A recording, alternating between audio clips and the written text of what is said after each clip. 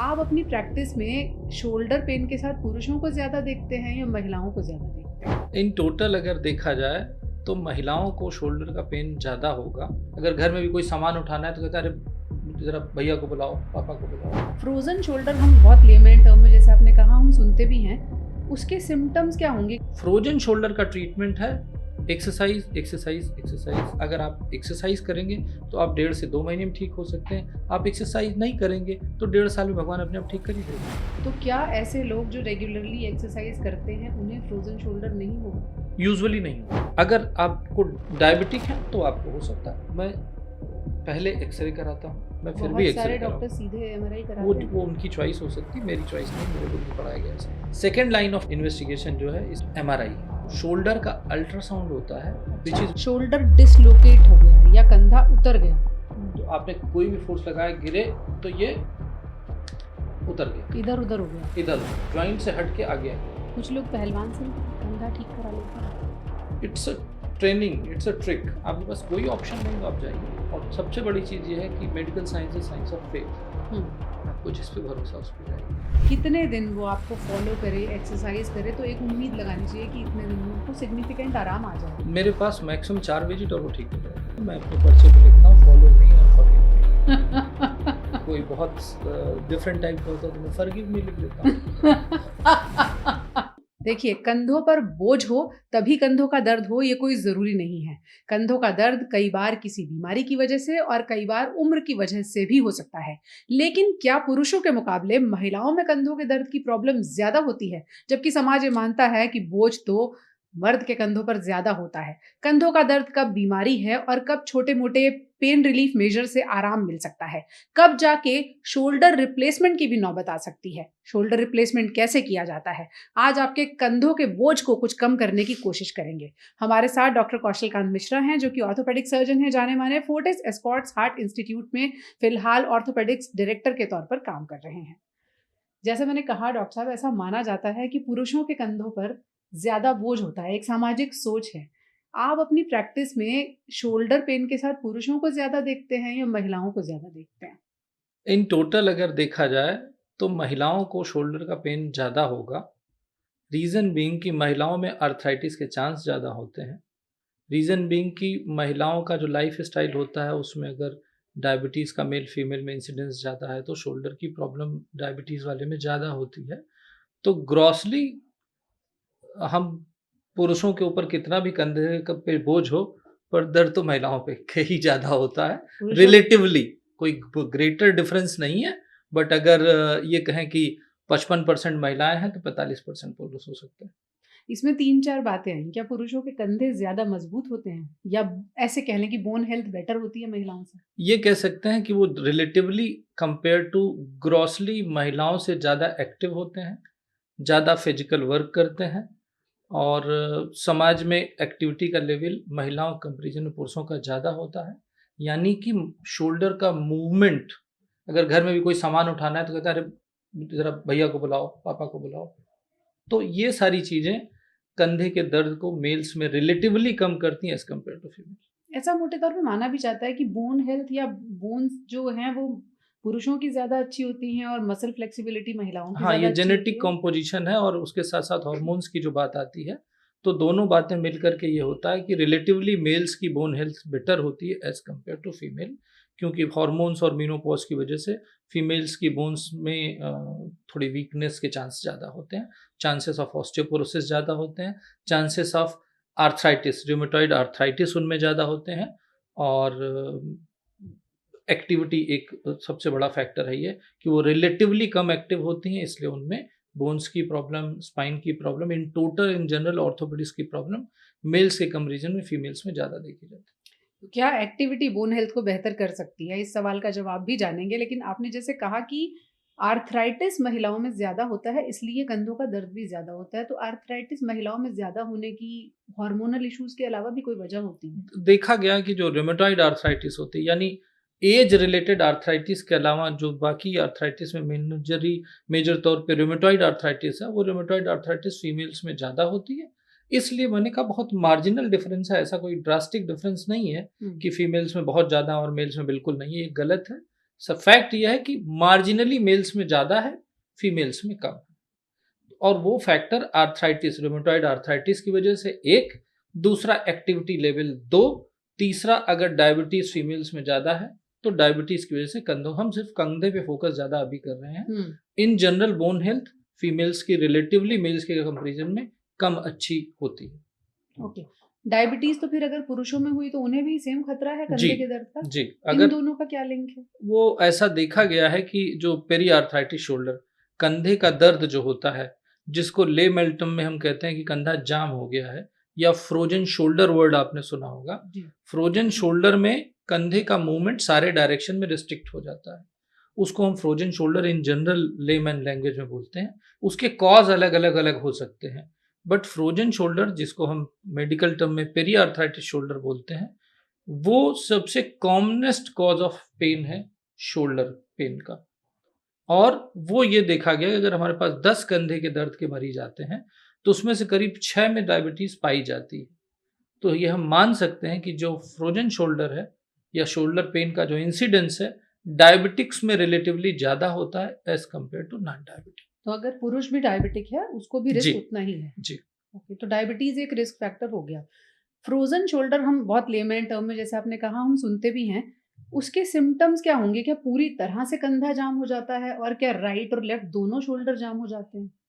Frozen shoulder usually किसी भी आदमी को कभी भी हो सकता है, किसी उम्र में भी? किसी उम्र में हो सकता है, बट यूजुअली देखा गया कि मैच्योर एज, मतलब 18-20 साल के बाद ही देखा जाता है। उसके पहले जो फ्रोजन शोल्डर डेवलप होता है वो इंजरी की वजह से होता है।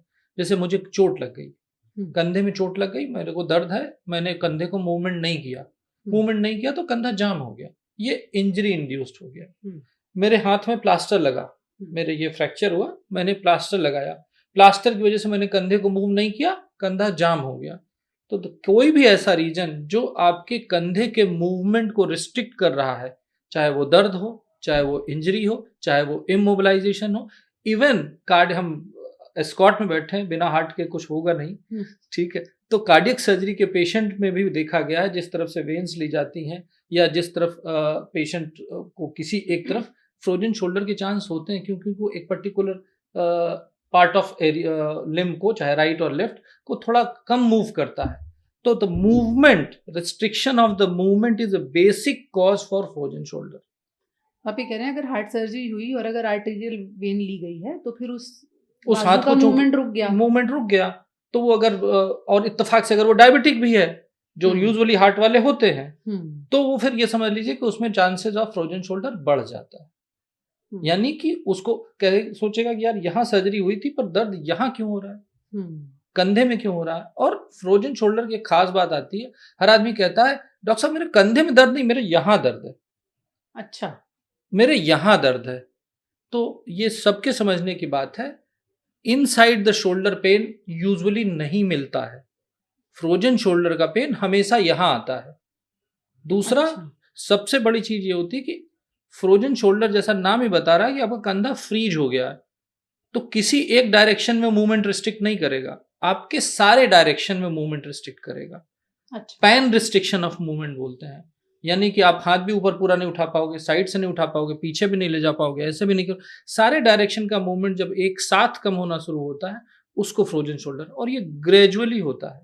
और इसका पेन नेक में भी आता है? इसका पेन पूरे इस एरिया में, राइट हेमीथोरेक्स तक आता है, neck, back of the shoulder, front of the shoulder, arm, even कभी कभी यहां तक भी आता है, एल्बो के नीचे भी, बट बहुत कम। बट मेजर ये मान के चलिए कि एल्बो के ऊपर, फ्रंट ऑफ द चेस्ट, गर्दन के नीचे, कान तक और शोल्डर के पीछे तक फ्रोजन शोल्डर का पेन आता है।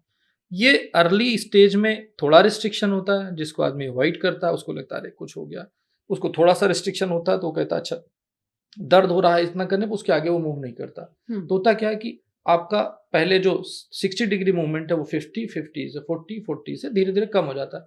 फिर पेशेंट कैसे आता है, ऐसे आता है, मतलब वो उसका मूवमेंट कैसा होता है, ऐसा होता है, मतलब कंधा मूव नहीं कर रहा है, बॉडी मूव कर रही है। ये फ्रोजन शोल्डर होता है। और यूजुअली अब फ्रोजन शोल्डर जो इडियोपैथिक फ्रोजन शोल्डर होता है, यानी कि कंधा ऐसे ही जाम हो जाता है बिना किसी कॉज के, वो यूजुअली 1 साल से 1.5 साल में अपने आप ठीक हो जाता है। अपने आप ठीक हो जाता है, लेकिन रेजिडुअल रिस्ट्रिक्शन ऑफ मूवमेंट सारे डायरेक्शन में लेस देन 5 डिग्री का हो जाता है। यानी कि जैसे हमारा हाथ ये ऐसा है और हमने 1.5 साल बिना इलाज करके फ्रोजन शोल्डर को रखा, तो मूवमेंट तो आ जाएगा बट वो थोड़ा सा कम होगा, पर मतलब इतना अच्छा नहीं उठेगा, पर थोड़ा थोड़ा सा सा हाँ। बट आपका वो जो 1.5 साल, 1 से 1.5 साल या 9 महीने से 1.5 साल का जो समय, वो बहुत पेनफुल होता है। इसमें होता क्या है, आप सोचिए, आप सर को खुजा नहीं पा रहे, कोम नहीं कर पाते लोग, आप कंघा नहीं कर पा रहे, कपड़े पहनने आप कपड़े नहीं पहन पा रहे हो, आप अपनी पीठ को नहीं खुजा पा रहे हो, आप साबुन लगाते हुए पूरे शरीर में सोप नहीं लगा पा रहे हो।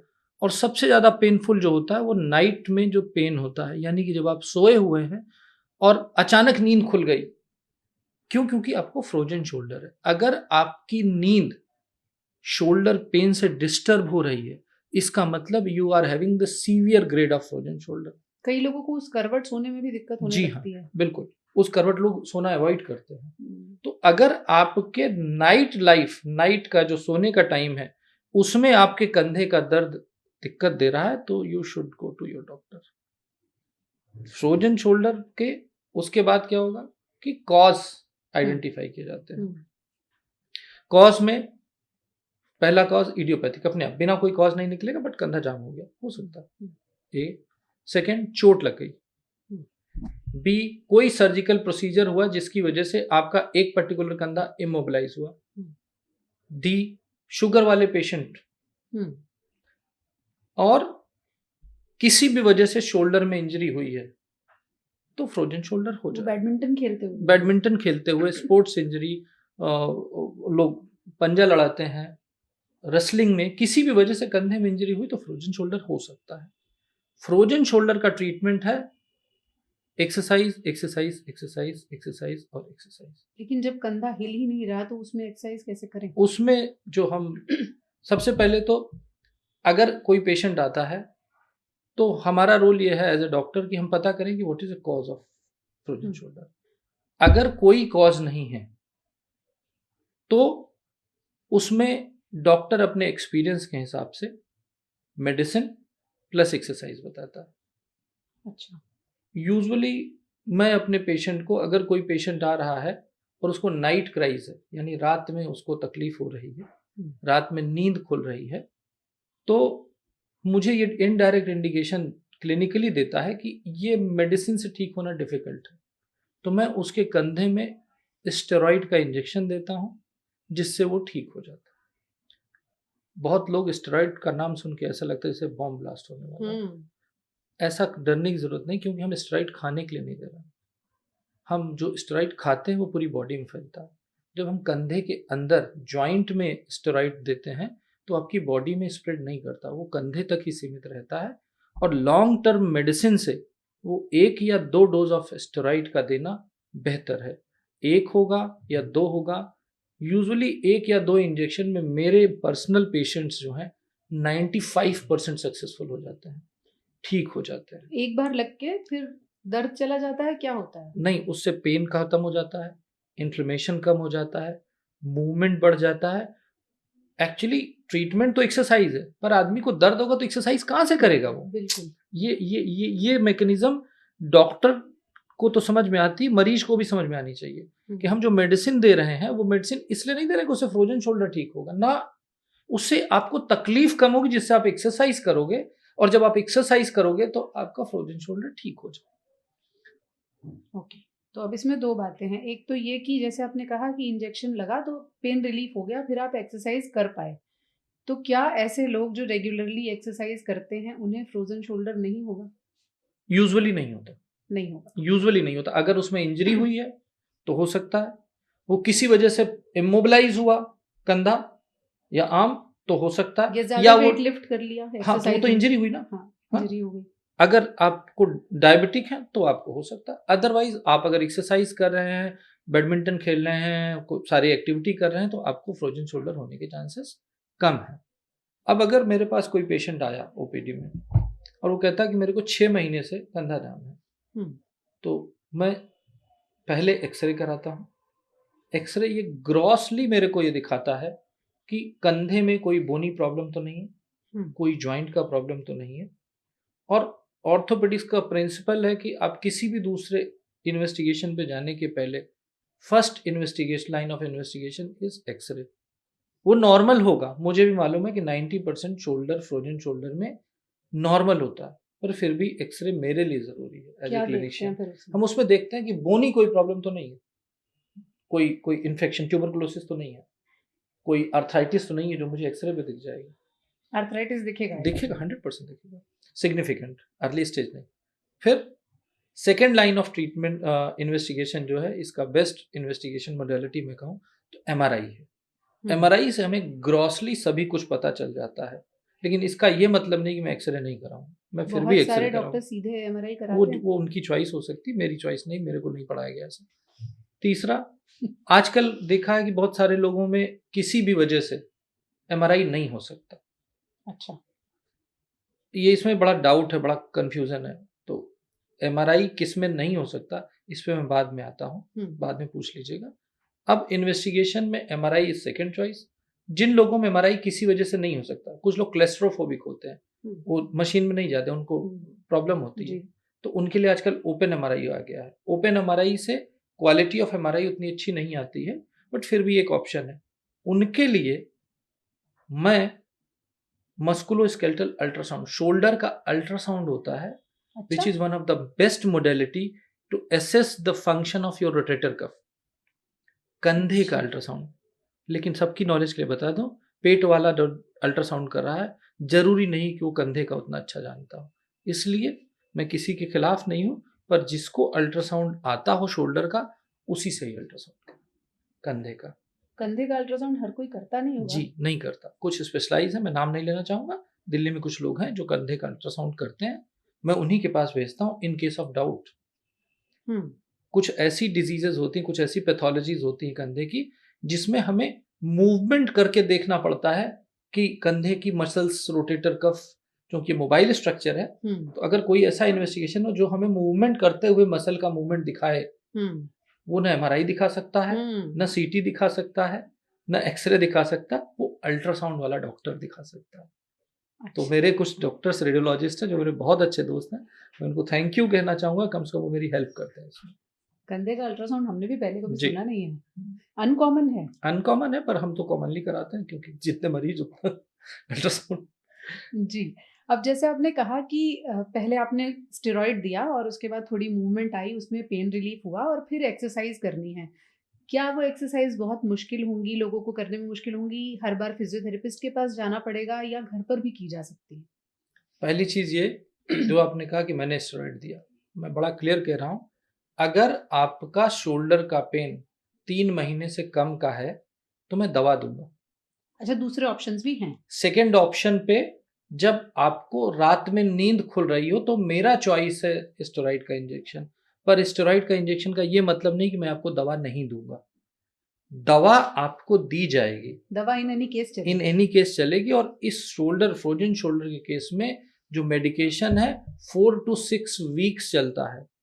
मेरी अपने मरीजों से या जो सोसाइटी से ये प्रॉब्लम है कि अगर मैं एज ए डॉक्टर 20 दिन 25 दिन की दवा लिख रहा हूँ तो मरीज वो नहीं खाता, इससे उसकी ही प्रॉब्लम बढ़ती है। कुछ लोग ये भी कहते हैं 10 दिन खाई थी ठीक हो गई। नहीं, वो तो बंद कर देते, फिर दोबारा आ जाते ना। तो अगर तो ये डिसीजन डॉक्टर को लेने दीजिए, मैं नहीं कह रहा हूँ मैं लूँ। अगर मैं आपका डॉक्टर हूं तो मैं लेंगे, दूसरा डॉक्टर है तो वो लेगा, जो भी ट्रीटिंग डॉक्टर है। जितनी दिन की वो दवाई बता रहा है उसको आप प्लीज खाइए, क्योंकि वो आपकी बेहतरी के लिए है।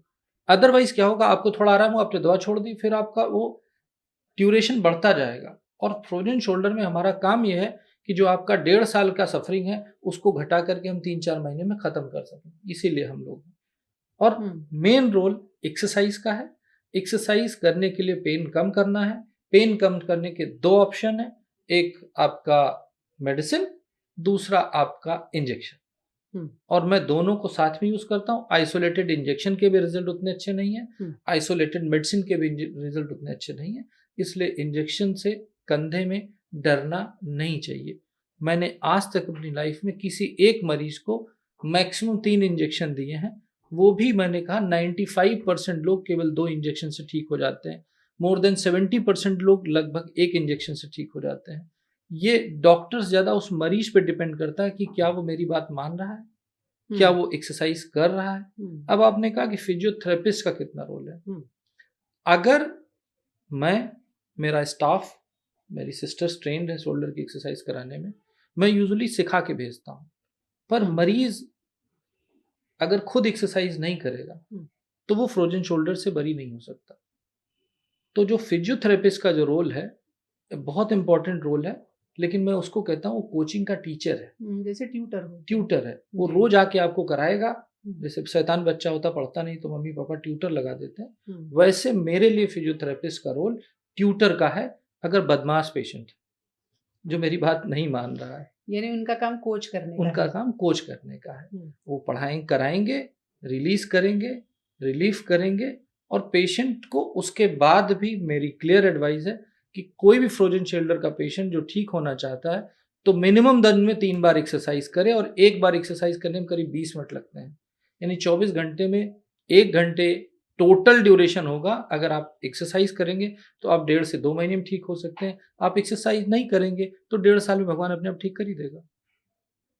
इतनी अहमियत है शोल्डर पेन में एक्सरसाइज की। आसान एक्सरसाइज होती हैं या बहुत मुश्किल होती हैं? बहुत आसान एक्सरसाइज है। मतलब अभी मैं बैठा हूं तो बता नहीं सकता जी, लेकिन अगर आप क्रिकेट खेलते हैं तो बॉलिंग में जो एक्शन होता है कंधे का पूरा कंप्लीट, आप वो एक्शन कीजिए। जो लोग हम लोग गांव में रहते थे तो चारा काटने की एक मशीन होती थी, उसमें एक हैंडल लगा होता था, उसको घुमाते थे। अगर वो गांव वाले हमारे दोस्त सुन रहे हैं तो जिनके कंधे में दर्द है उन्हें परेशान होने की जरूरत नहीं है। वो चारा काटने वाली मशीन जो आपने अब रख दी है उसको दोबारा निकालिए और उससे चलिए, आपके कंधे का दर्द ठीक हो जाएगा। बॉलिंग करना, कंधे का कंप्लीट मूवमेंट करना है। इसके अलावा बैठे हुए एक एक्सरसाइज ये कर सकते हैं कि आप पेन की वजह से आपका हाथ यहाँ तक जाएगा, आप उसको जबरदस्ती ऐसे ले जाइए, दूसरे हाथ से पकड़ के इसको खींचिए, इसको सीधा करने की कोशिश कीजिए। पेन हो तो भी आप अपने प्रेशर से आप अपने को नुकसान नहीं पहुंचा सकते।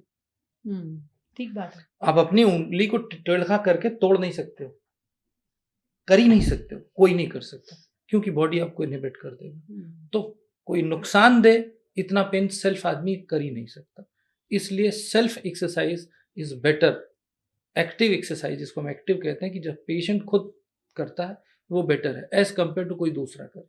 यानी पेन बियर करते हुए जितनी एक्सरसाइज आप कर पा रहे हैं, पेन को बियर कीजिए और करिए एक्सरसाइज। क्योंकि जैसे कि थोड़ा रेंज ऑफ मूवमेंट आज पहले दिन है, वो ग्रेजुअली डे बाय डे बढ़ता जाएगा, पर जब आप उसको एक्स्ट्रा मूवमेंट देंगे तभी वो एक्स्ट्रा बढ़ेगा। और एक इसी से बात आई कि हमने देखा कि बहुत सारे लोग हैंड में फ्रैक्चर होता है तो एक येलो कलर की बॉल दे देते हैं, वो यूं करते हैं, वो बेचारे पूरे 4 महीने तक यूं करते हैं और मेरे पास आते हैं, कहते हैं कि जी अब इससे ज्यादा नहीं हो रहा है। अच्छा, क्योंकि बॉल अंदर अगर है जी, तो एक सर्टेन लिमिट के भी उसके बाद तो मुट्ठी तो बंद होगी। फिर कहते हैं कि मैं तो वो बॉल भी दबा रहा हूँ। यहाँ पे आपको ये समझना है कि बॉल का रोल अर्ली स्टेज में है। अच्छा, हफ्ता 10 दिन, हफ्ता जितना भी, जब इतना मूवमेंट हो जाए तो बॉल को हटा दीजिए, फिर अपने आप से। फिर क्या करिए, अपनी बीवी का पल्लू या उसका दुपट्टा लीजिए, उसको दोनों हाथ से पकड़िए और खींचने की कोशिश कीजिए। तो जब आप ग्रिप करेंगे, कंप्लीट ग्रिप करेंगे, तो ये ग्रिपिंग आना जरूरी है। बॉल में वो ग्रिपिंग नहीं आती, एक लिमिट के बाद वो रुक जाती है। तो जो लोग येलो बॉल पे डिपेंडेंट है, येलो बॉल इज टेम्परेरी। जब आप यहाँ पे थे, जब आप यहाँ पे आ चुके हैं तो येलो बॉल बाहर फेंक देनी चाहिए। फिर वो लोगों को आराम ही दे रही होती है। हाँ, वो उनको इजी है, लेकिन मुट्ठी नहीं बनती। अगर मुट्ठी बांधना है तो आपको मुट्ठी बांधने की एक्सरसाइज करनी। In the same way shoulder में रेंज ऑफ मूवमेंट कंप्लीट लाना है तो आपको बॉलिंग करनी है, आपको अपने आर्म पिट को दीवार से टच करना है। सबसे अच्छा एक्सरसाइज है कि आप मिरर के सामने खड़े हो, दोनों कंधों को मूवमेंट एक साथ ऊपर ले जाएं, साइड में ले जाएं। आप देखेंगे कि आप जिस कंधे में फ्रोजन शोल्डर है उसका मूवमेंट आपको मिरर पे नजर आएगा कि आप ठीक नहीं कर पा रहे हो। तो दोनों हाथों को कंपेयर कीजिए, आप अपने आप ठीक हो जाएंगे। ओके। अगर हम एक एग्जाम्पल लें, 3 से 4 महीने के शोल्डर पेन के साथ, फ्रोजन शोल्डर के साथ आपके पास कोई मरीज आता है, कितने दिन वो आपको फॉलो करे, एक्सरसाइज करे, तो एक उम्मीद लगानी चाहिए कि इतने दिन में उसको सिग्निफिकेंट आराम आ जाएगा? मेरे पास मैक्सिमम 4 विजिट और वो ठीक हो जाएगा। और 4 विजिट कितने दिन में होंगे? 1 महीने से 1.5 महीने। मतलब लगभग 2 डिपेंड महीने करता में? है कितना ओबीडियंट मेरा पेशेंट है। आपका पेशेंट ओबीडियंट डाँट खा-खा के भूल जाता है। तो आम तौर पर कहानी डिसिप्लिन की है कि आपको जो एक्सरसाइज़ बताई गई है, अगर आप वो करते रहेंगे, साथ में दवाएँ भी रेगुलरली लेंगे और ज़रूरत पड़े तो इंजेक्शन भी लगवाएँगे, तो ये तो हुआ वो जो आसान तरीके से कंपैरेटिवली शोल्डर पेन में राहत हो जाएगी और 1.5 साल तक फ्रोज़न शोल्डर को झेलने की ज़रूरत नहीं पड़ेगी।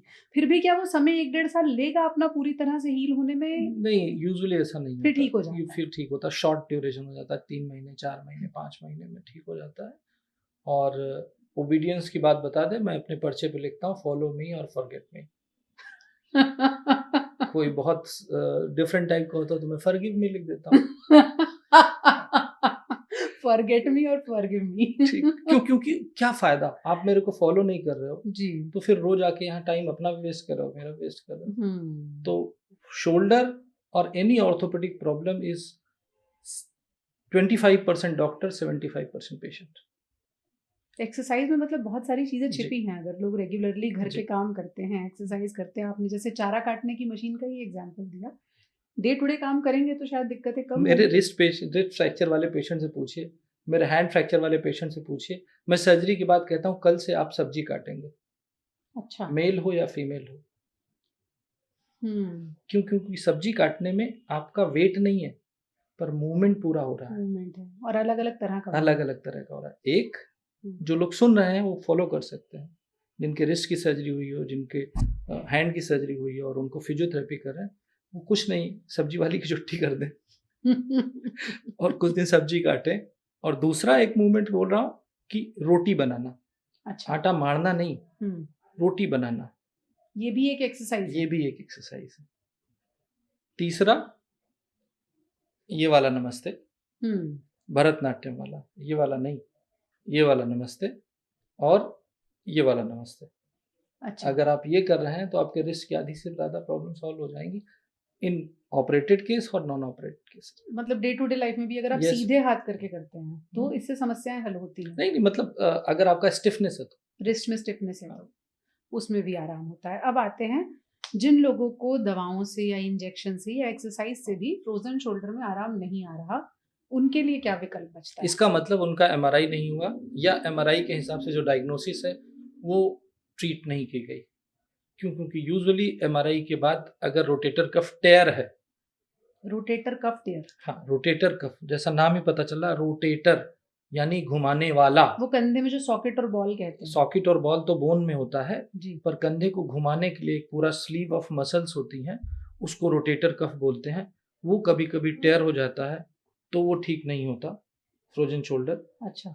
और या कंधे का दर्द। अब फ्रोजन शोल्डर को हम अलग कर रहे हैं। फ्रोजन शोल्डर मतलब रिस्ट्रिक्शन ऑफ मूवमेंट जी। And pain. जी। अगर सब कुछ करने के बाद भी ठीक नहीं हो रहा, यानी कि आपका कॉज कुछ और है, तो आइडेंटिफाई द कॉज। तो वो फ्रोजन शोल्डर नहीं है। वो फ्रोजन शोल्डर नहीं है। फिर फ्रोजन शोल्डर के कॉज में जाएंगे। मान लीजिए कि रोटेटर कफ टेयर है, सारे मूवमेंट हो रहे हैं, एक डायरेक्शन मूवमेंट नहीं हो रहा, सब कुछ कर पा रहे हैं, हम थ्रो नहीं कर पा रहे हैं। Restriction of your shoulder movement in particular direction, in particular movement, वो ये बताता है कि आपके रोटेटर कफ में कोई प्रॉब्लम है। आप कोई चीज थ्रो कर रहे हो और थ्रो करने में आपको दर्द आ रहा है, इसका मतलब आपको शोल्डर के अंदर एक लैब्रम होता है, उसमें कोई प्रॉब्लम है। यानी वो एक पर्टिकुलर मूवमेंट को रोक रहा है, रोकता है। और अगर पावरफुल मूवमेंट करने पे कोई दर्द आ रहा है तो यानी लैब्रम में प्रॉब्लम है। और अगर आपका पेन आर्थराइटिस की वजह से आ रहा है, यानी कि जब आपका शोल्डर जॉइंट खराब हो गया है, जॉइंट में पैथोलॉजी है, तो आपको जॉइंट की पैथोलॉजी डील करनी पड़ेगी। मैं आपको एग्जांपल देता हूं जी। ये आपका कंधा होता है, ये आपकी स्कैपुला होती है, यानी कि ये पंखा जिसको बोलते हैं। ये इस मूवमेंट को देख सकते हैं, ये आर्टिकुलर कार्टिलेज है, सरफेस है, और ये बॉल है। ये बॉल एंड सॉकेट का मूवमेंट होता है। ये इस तरह से लगा होता है। तो आप देखें कि इसमें सॉकेट बहुत कम होता है, बॉल फुल होती है। इसके कंपैरिजन में अगर हम हिप बॉल को देखें तो हिप बॉल में सॉकेट बड़ा होता है वो पीछे और रखी है ना, बॉल छोटा होता है। दिख रही है, आप देख सकते हैं उसका कप ज्यादा बड़ा होता है, इसीलिए हम शोल्डर का मूवमेंट और हिप मूवमेंट में हिप का मूवमेंट रिस्ट्रिक्टेड होता है, क्योंकि कप बड़ा होता है, बॉल पूरी अंदर होती है। अच्छा, ओके, इसलिए उसका मूवमेंट रिस्ट्रिक्टेड है। इसीलिए शोल्डर जो है लगभग 360 डिग्री घूम हाँ, और शोल्डर 360 मूवमेंट करता है क्योंकि उसका कप छोटा है और बॉल बाहर है। पर यही रीजन है जिसकी वजह से कंधे का डिसलोकेशन ज्यादा होता है और हिप का डिसलोकेशन नॉन ट्रॉमेटिक नहीं होता तो बाहर है, क्योंकि वो बाहर है। लेकिन अब लैब्रम क्या होता है, ये कप हुआ, ये उसके ऊपर व्हाइट कलर की आर्टिकुलर कार्टिलेज हुई दोनों तरफ की, और इसके बाहर एक सॉफ्ट टिश्यू का मस्कुलर अटैचमेंट होता है। यानी कि ये कप है, उसके बाहर एक सॉफ्ट, जैसे ये कप है, ग्लू लगी है समझिए, ये कप है मेरा पाम कप है जी। जो फिंगर्स हैं वो लैब्रम है। तो ये क्या हुआ, फ्लेक्सिबल वो सरफेस देता है जिसकी वजह से हमारा कंधा मूव करता है। जब ये लैब्रम यहाँ से डिटैच हो जाता है, जब हम थ्रो करते हैं तब पेन आता है, जब एक्सट्रीम मूवमेंट करते हैं तब पेन आता है। तो जो sports injury, labrum injury usually sports players में होती है, खेलते हुए होती है, रेसलिंग में होती है, बैडमिंटन में होती है, ये लैब्रम इंजरी होती है। उसमें फोर्सफुल जैसे मूवमेंट करने जाते हैं तो दर्द आ जाता है।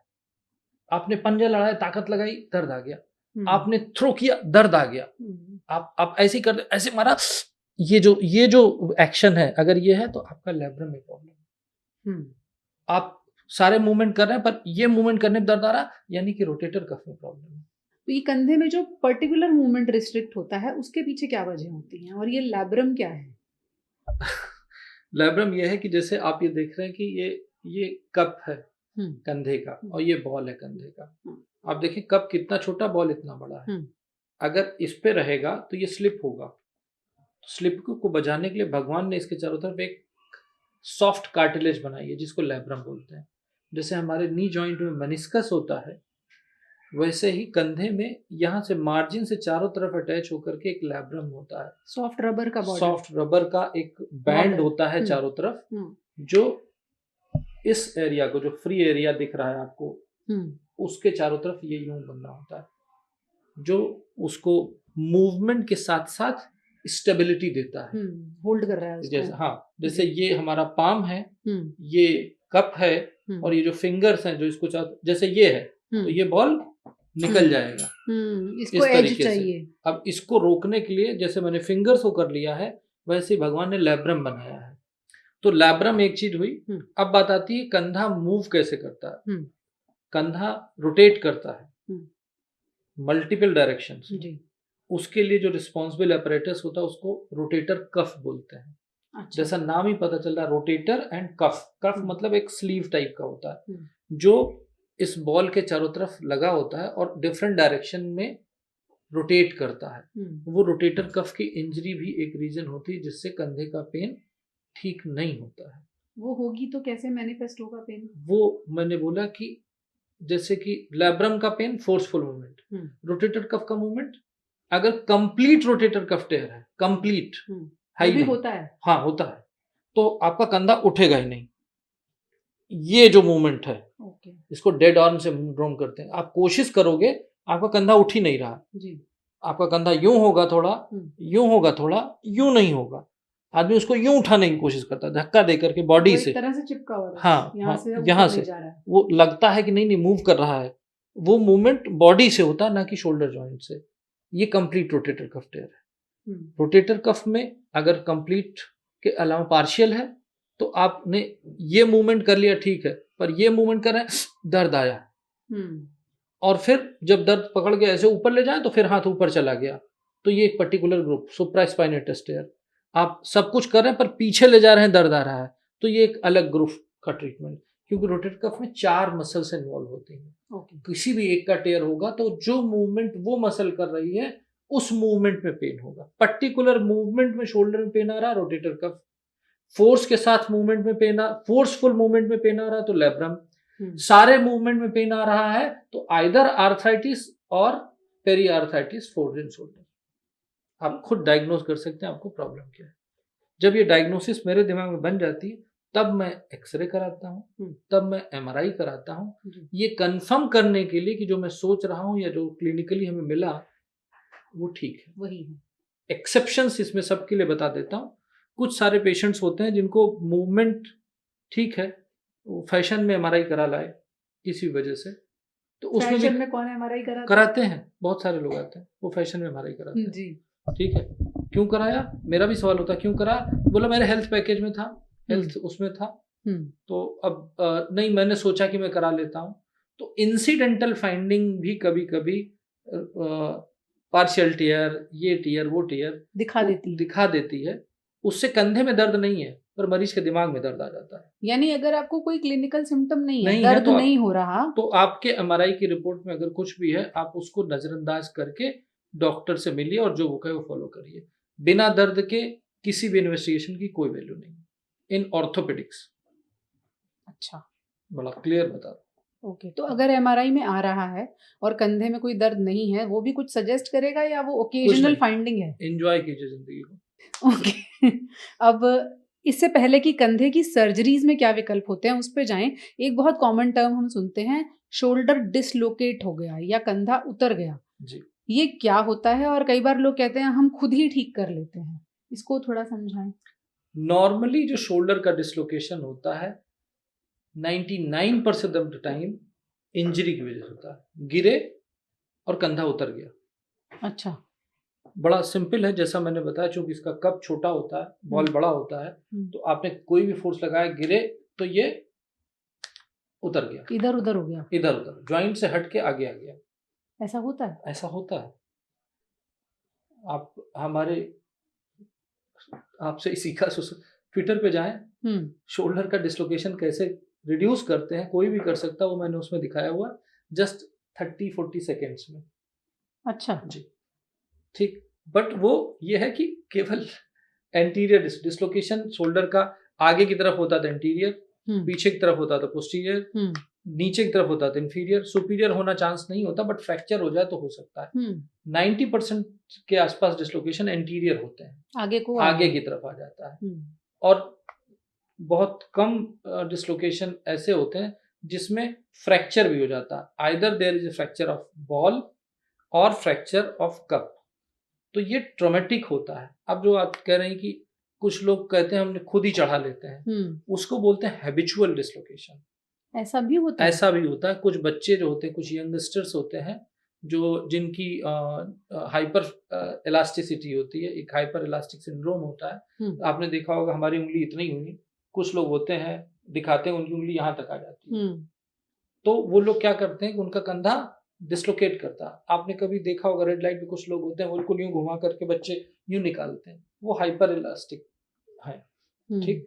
या वो उन्होंने एक्सरसाइज से अपने आप को इतना ट्रेन कर लिया है कि वो जैसे जिम्नास्ट हैं, योगिक हैं, तो एक हैबिचुअल डिसलोकेटर ये होता है कि वो खुद ही चढ़ाता है और खुद ही उतारता है, खुद ही चढ़ाता है खुद ही उतारता है। सेफ है ये ऐसा करना? ऐसे लोग कुछ साइकोलॉजिकल इश्यू से भी परेशान होते हैं, पर जो हैबिचुअल डिसलोकेटर्स होते हैं अगर उनका पेन नहीं है तो उसमें सर्जरी नहीं करनी चाहिए। अच्छा, क्योंकि वो हैबिचुअल है। अगर पेन नहीं है तो कोई सर्जरी, उतरा है फिर वापस फिट अपने आप चढ़ा लेना तो ठीक है। अगर उसको प्रॉब्लम नहीं है, उसको पेन नहीं है, तो बेटर अवॉइड। कुछ लोग पहलवान से भी कंधा ठीक करा लेते हैं, उनको भी आता होगा फिर? मुझे उसके बारे में पता नहीं है, दुविधा वाला सवाल। हाँ, दुविधा वाला सवाल इसलिए क्योंकि it's a training, it's a trick. जब मैं 30 सेकंड में शोल्डर डिसलोकेशन की ट्रिक डाल रहा हूँ ट्विटर पे, तो कोई उसको कोशिश कर सकता है करने की। अब वो लक बाई चांस है, आप अच्छे पहलवान के पास गए तो ठीक हो सकते हैं, पर ज्यादातर लोग खराब करके ही मेरे पास आए हैं। तो ऐसा नहीं करना चाहिए, ऐसा अवॉइड करना चाहिए। आपके पास कोई ऑप्शन नहीं तो आप जाइए। और सबसे बड़ी चीज ये है कि medical science is science of faith, आपको जिस पे भरोसा उस पे जाइए। 35% चांस है कि आप ठीक हो ही जाएंगे, जिसको हम प्लेसिबो इफेक्ट बोलते हैं। जी, प्लेसिबो भी बहुत काम करता है वैसे।